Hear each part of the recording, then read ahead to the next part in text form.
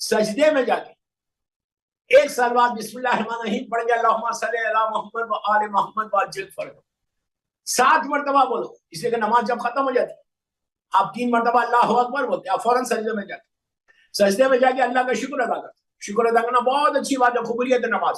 جیسے آپ کی نماز کمپلیٹ ہو جائے، دونوں تینوں سلام کرنے کے بعد جب نماز کمپلیٹ ہو جائے تو فوراً اپنی پیشانی کو سجدے کا پہ رکھ کے شکر ادا کرو کہ شکر اللہ تیرا شکر کہ تو نے توفیق دی کہ میری نماز ہو گئی، اب تو اس نماز کو قبول کر لے۔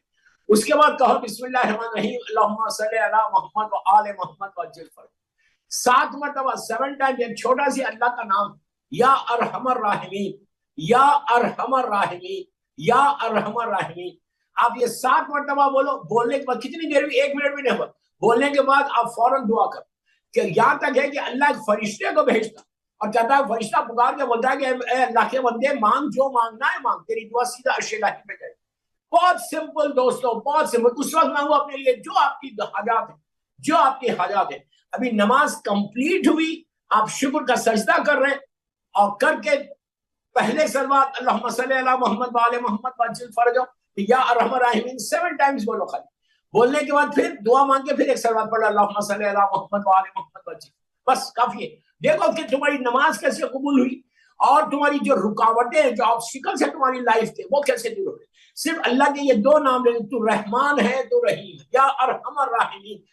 مانگو اس کی، اللہ نے کتنی مرتبہ قرآن مجید میں اپنے اس نام کا ذکر کیا، کتنے دفعہ کیا کہ میں ارحم الراحمین ہوں، تم مجھ سے مانگو۔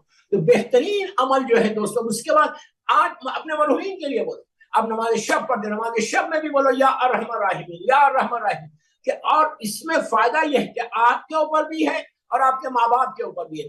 آپ یہ بول سکتے ہیں کہ اللہ میں یہ جو تیرا نام لے رہا یا ارحم الراحمین، میری ماں لیتی تھی اب لیکن میری ماں نہیں لے رہی، میرا باپ لیتا تھا لیکن میرا باپ یہ نام اب نہیں لے سکتا اس لیے کہ وہ مجبور ہے، وہ منو خاک کے نیچے ہے۔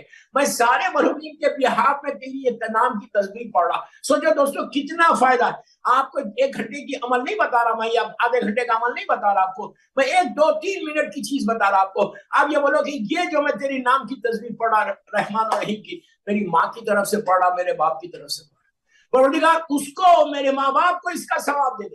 دوستوں تم 24/7 ہر نماز میں، کہ ہر نماز کے بعد اگر خیال رہے ماں باپ کا، ماں باپ کو تم نے یاد کیا، اس لیے کہ یہ جو تم نماز پڑھ رہے وہ تمہاری ماں کی طرف سے پڑھ رہے، تمہاری ماں نے تم کو سکھایا نا سجدہ کرنا اللہ کی بارگاہ میں۔ جس نے سکھایا، جس کا احسان ہے جن ماں باپ کا، اس احسان کو تم پورا کرو تو اتنا ثواب ملے گا تمہارے والدین کو۔ اور والدین کو ثواب ملنے کا مطلب کیا؟ ماں باپ کے لیے رحمت اور رحمت پہنچ گئی، لیکن جب رحمت پہنچی تو وہ لوگ اس بیٹے کے، اس بیٹی کے حق میں دعا دیتے کہ اللہ میرے بیٹے نے، میری بیٹی نے مجھے نہیں بھولا، اب تو بھی اس کو نہ بھولے۔ اگر اللہ ہم کو نہ بھولے، اللہ رحمان اور رحیم ہے، اللہ اپنی رحمت کو نازل کرتے رہے تو آپ کا تو یوکے میں کوئی پرابلم ہی نہیں، سارے پرابلم خود بخود سالو ہو گئے۔ اس لیے کہ اللہ کی نظر کرم اگر کسی کے اوپر آ جائے تو اس سے بہتر کیا ہے؟ تو بہترین عمل کو، اب ماشاءاللہ اتنی سب نمازیں پڑھ 1 یا 2 منٹ کا یہ عمل اپنی لائف میں امپلیمنٹ کر کے دیکھو کہ تمہارا دن کیسے گزرتا، اللہ کا کرم کیسے ہوتا۔